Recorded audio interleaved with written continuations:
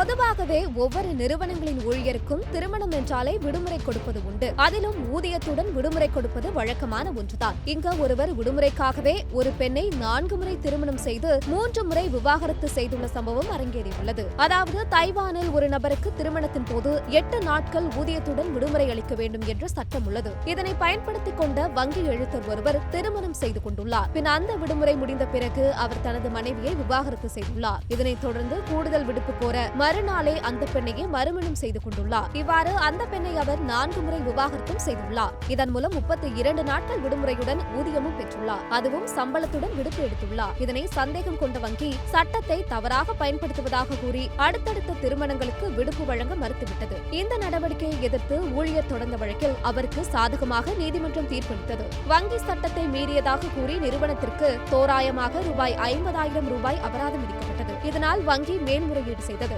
ஆனால் அதிலும் எழுத்தரின் நடவடிக்கைகள் நெறிமுறை ரீதியாக கேள்விக்குரியவை, ஆனால் சட்டப்பூர்வமாக அனுமதிக்கத்தக்கவை என தீர்ப்பளிக்கப்பட்டுள்ளது. இதனைத் தொடர்ந்து இதுபோன்ற சம்பவங்கள் எதிர்காலத்தில் நடைபெறாமல் இருக்க தைவானின் தொழிலாளர்கள் சட்டங்களில் திருத்தம் செய்ய அழைப்பு விடுக்கப்பட்டுள்ளது.